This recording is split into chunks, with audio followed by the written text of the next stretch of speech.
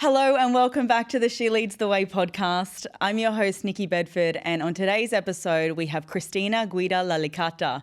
She is a communications marketing executive with extensive experience within the automotive industry and a passion for women's empowerment, having worked across women's diversity and inclusion. She has a degree in Oriental Studies, which we'll have to unpack more. She also has a master's in business management in China, which is incredible. And we're here today because she's also just launched a book, which is called On a Journey Within Me, Within You. So exciting. Today's episode is going to be about her life's transformation, having come from the corporate world and now essentially finding this new lease on life. Cristina, welcome. Thank you for joining us. Thank you so much, Nikki. First of all, I want to say this is an amazing opportunity. We met when we were like in another world, literally. Both of us were. Exactly.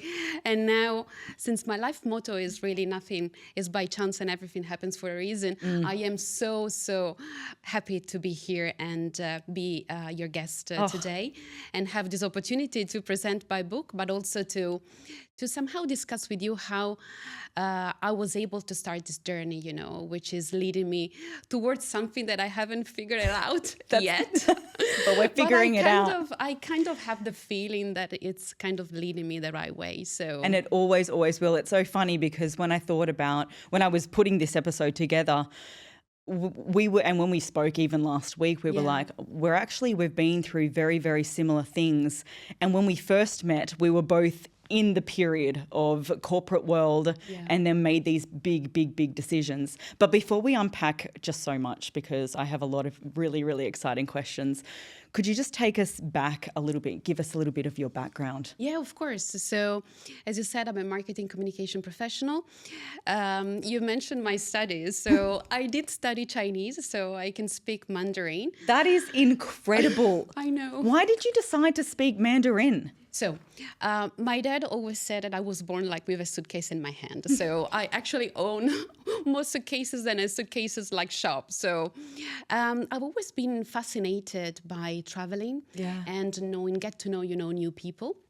And I was lucky enough to actually go around the world with my parents since I was very little.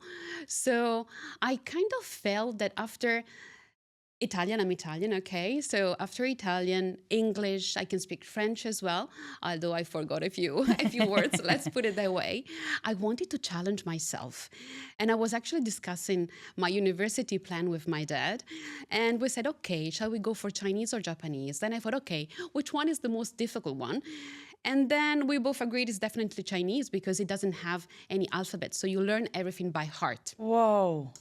And then I was also very much fascinated by, I would say, the Eastern culture in general, so the Far East culture and art as well, and religion. So I said, okay, I'll give it a try. And this is how it started. And yes, I can speak Chinese. That's really, really incredible and such an inspiration. I've always had a love for languages myself, but I really sort of master, I guess, English and I speak a bit of French as well. But how many languages then do you speak in total? So I'm Italian mother tongue, so Italian, English, French, and Chinese Mandarin. I did study when I was at college also German, but I missed, the majority of the vocabulary. That is actually, I find it the most difficult language for me. German? Definitely, yes. Over Chinese? Yeah. Really? Yeah. Probably because I like singing, and with Chinese, you actually use all the tones, to modulate your voice. Oh my gosh, you that's actually incredible. sing when you speak. Well, what can you say? Can you say it's so exciting to be here on She Leads the Way? Oh my God, now don't prove me, please, because then it's the podcast. You really could say anything. The subtitles will exactly replicate that. So let's move on. So in terms of your then background, so not only did you study business, but also Oriental studies. So you knew very early on exactly what your passion was from that perspective. Yes, but then when I did this master in Chinese management, this is where actually my life started to change because it directed me to the automotive industry because I did then an internship in a company called Stile Bertone. They do prototypes of cars, and literally there I was a spy of Chinese delegation visiting the company. So I was the right-hand woman of the CEO of the company, and I was meeting this Chinese delegation visiting the company for, discussing a prototype. And I was speaking in English to the Chinese delegation, but I was capturing the words in Chinese. Yes, and this is how, let's say, this led me to automotive. Yes. And then I had this opportunity to start at Ferrari. And everybody knows, and I really started from the top. And it was actually thanks to one of my very first long relationship. So it was with my ex-boyfriend, and he decided to send, my CV to the company, and I didn't know anything about it, to be honest. Wow. And then I got a call, and this is how I started. That's incredible. Just out of interest in a funny way, because you wouldn't have many, I guess, Westerners speaking Chinese. Yeah. And you would have gone to China. Can you tell me, has anyone spoken, what percentage of people would speak about you behind your back right in front of you when you're in China? Well, I have to say that I did my 4th year of university in China, between Beijing and Shanghai. I had an experience there because then we were actually repatriated because SARS hit. COVID SARS hit. So I had that experience like COVID in China back in, was it 2004, I think, or 2003? I can't remember the year. Anyway. Yeah, definitely was funny because no one was expecting like a Western person to speak Chinese. So sometimes it was actually very funny. Did you ever respond to them? No. Oh, come on. No, I would have been like, no, whatever. No. They're actually a good population. I really liked, meeting them. I love everyone. I simply like connecting with people. Yes. So this is really what truly matters to me.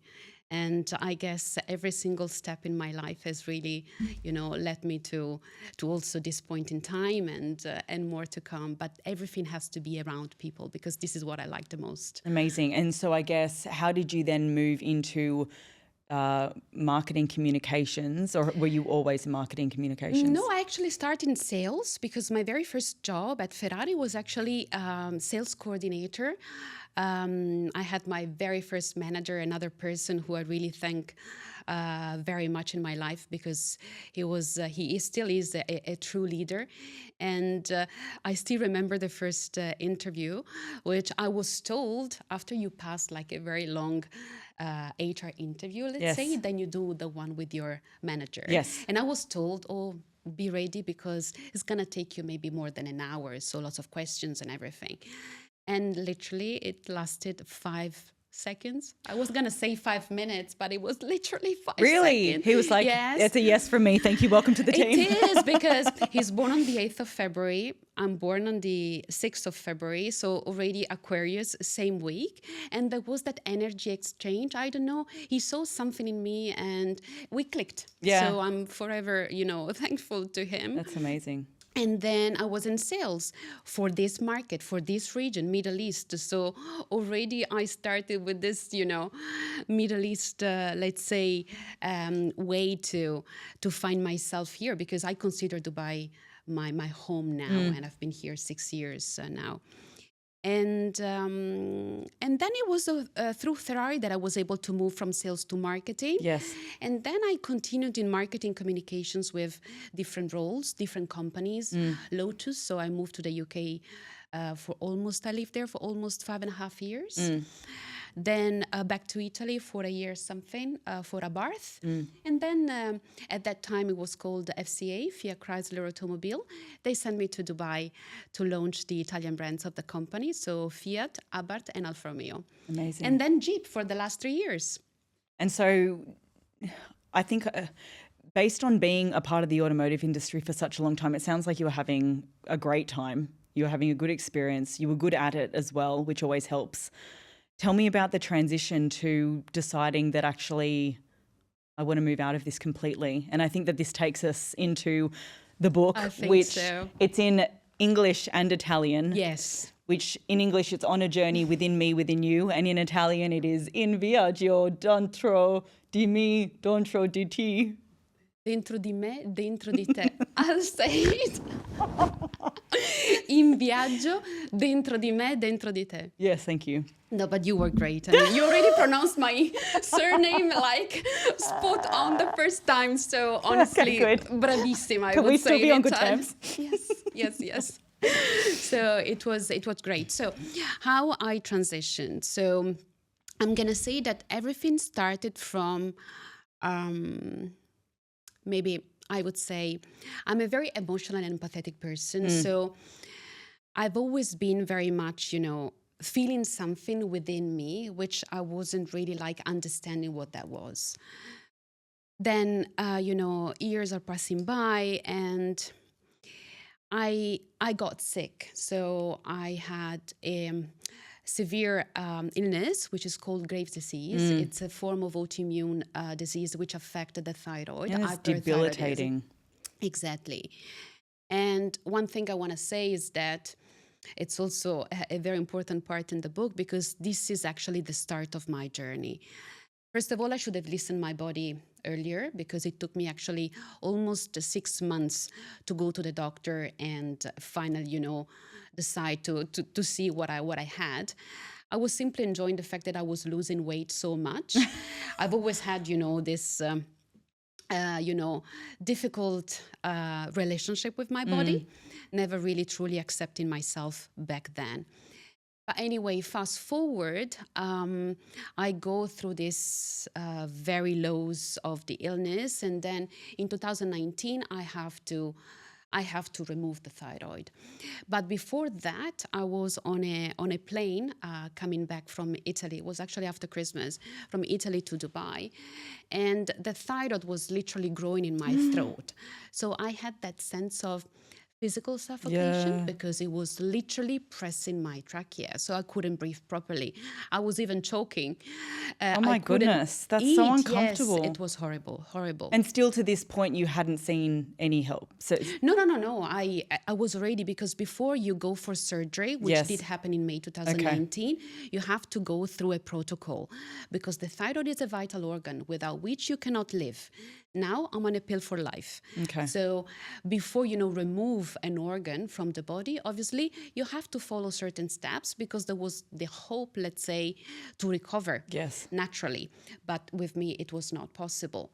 So on that plane, between that sense of physical suffocation, I also had a mental suffocation. So the two things together. So while I was on the plane, I literally typed on the internet to find a psychotherapist because I really thought it was time for me to unfold something, which back then I really didn't know what that was, but I really needed it for me. So what's the difference between psychotherapy and seeing a psychologist? So I think, psychotherapy is actually it's a doctor, is a professional doctor, obviously, and they help you from a medical standpoint to really find a way for you to connect between yourself and understand exactly what you're going through. So that was my starting point. But to this, I added another bit, which actually also changed my life a year and a half ago, which is healing therapy. Okay. So the two things together are making me the woman that I'm becoming today, and I'll be forever grateful. Healing, what does it mean, healing? Healing means find a way to connect mind, body, and soul. Align yourself with your true self, because I've always known I'm an authentic person because I cannot lie. If I lie, you see it. So I have it written on my forehead. But at the same time, I never knew how to connect with myself. I never felt, first of all, I was worthy. I never understood that I don't need validation from external people. Absolutely. I literally never loved myself. And with the help of a psychotherapist and the help of a healing therapist, I was really able to start this journey back to myself, which today I want to say is the best journey of my life, because it's really prepping me for something bigger and greater, which I don't really know what that is. Yeah. Or actually, I daydream about it and I kind of visualize it. It's clear in my mind, Yes. although it's a bit cloudy in some areas. Yes. But I know it will bring me to full satisfaction, first of all, for myself. So these two important aspects, so which are linked to mental health, which to me is one of the most important thing that should really everybody should prioritize it, and even in the corporate world, how important it is to make sure that your employees' mental health is taken care of. Yeah, because I agree. ultimately we are people. Okay, we are all working, fantastic, but we are people, so we need to look after people first, and not just, I say in the book that, okay, you go to a doctor for a stomachache, headache, or whatever, that's normal. But when you go for like I call it heart problems, but not because you have a heart disease. It's because it's something emotional, that you need to unfold. It looks like, okay, you're crazy, I don't need that, this kind of thing. No, it's so important because it will really help you to see who you really are. So yeah, definitely. Everything that you're saying, I relate to so much. And I know that the She Leads the Way audience would as well. For me, especially when you're talking about loving yourself, I don't think I've never been more in love with myself over the last couple of years or last year as I've started to do more work, that I just sort of wake up and think, I just feel proud. And I remember going through this transformation and sort of that really being such a clear emotion coming to the surface that I thought, oh, this is just so exciting. yeah. For you, with your journey, what advice would you give women that are feeling like they would like to feel like they're more proud of themselves or love themselves more and they're feeling a little bit trapped? I know that you said that you went through healing and psychotherapy, but are there any specific strategies that you feel really push the needle for you?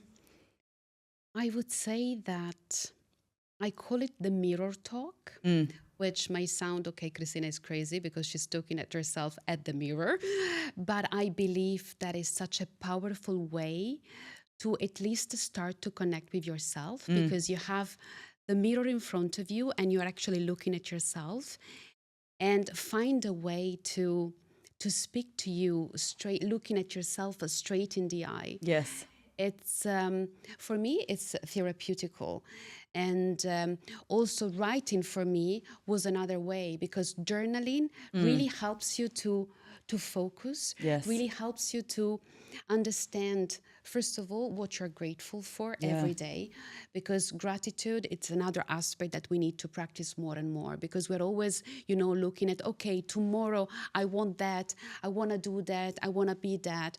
But let's be thankful and grateful of what we have already achieved, first of all, and what we already have to be grateful for.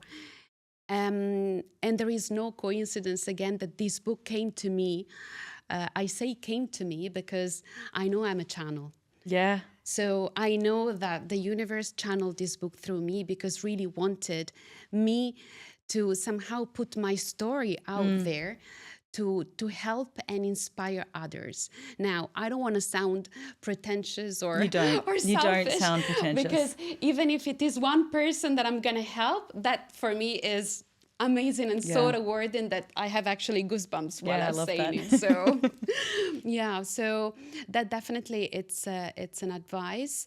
I also started to hug myself because I understand that, again, how beautiful it is to hug a person. Yeah. It's an exchange of energy, right? I think it's one of the best and most powerful act of, love that you can do towards a person. But sometimes we are alone. Yeah. I mean, I'm single. I'm no longer in a relationship since now, I would say mid-2022. And it was through, everything that I learned so far, that I was able to understand that also self-hugging Yes. is a powerful way to give back the love that you have inside. So if you need a hug, just hug yourself. I know, again, it may sound, oh, I don't want to do it because people will look at me. You can hide yourself and you don't and have hug. to do it. Exactly. You don't have to do it in front of people. But even if you do, who cares? Yeah, I mean, agree. Honestly, Who cares? Let's not care about what people think in 2024. Exactly. And then ask for help. Because I did ask for help. I know also that, going to a psychotherapist or seeing a healing therapist, it can be also expensive. Yes. So you can go to a friend, or you can even talk to someone that you don't actually know at all. And I find that also very powerful. Sometimes I see myself talking with a stranger of very deep, let's say, and having a very deep conversation. And I said, okay, Cristina, now you start again. But it's so beautiful, Yeah, it is nice. Because in that precise moment, you don't know if that person is gonna somehow stay in your life forever, or is just a stranger indeed who is gonna be with you maybe 10 minutes, 5 minutes. You give him or her an amazing exchange of energy. They do the same to you, and then they walk away. And you have a lasting impact on their lives, and then likewise. Exactly. So I want to touch on, you briefly mentioned you're single now, but also mentioning in the book, you spoke about, I guess, the ending of relationships and romantic relationships and what has come from that. I know that, having certain insecurities or not knowing yourself the most and then making that transformation can have a huge impact on that as well. Can you tell me a little bit more about what you mean when you say that? Yes. So I've always been in long relationships, okay? So the longest, I think, is 8 years and a half. Then my last one was 7.5 years, yes. So I have to say that today I understand that every single partner I had, and I had 3 long relationships, they really meant the word to me, meaning although I went through lots of lows because I was in need of external validation. Yes. So even in those relationships, although they are all beautiful men, I have to say that I wasn't really prioritizing myself, but because I was giving the others the opportunity to be at the forefront. And it goes back also to my father, who I love, to the moon and back. But I always wanted his validation since I was a child. Yeah. So I always struggled in relationship with men until I really understood that I needed to love myself first before I could give love to a partner or to a friend or to anybody else. And also to be with the person that loves you in the way that you want to be loved, rather than you making sure that you're loving them in the way that they want to be loved.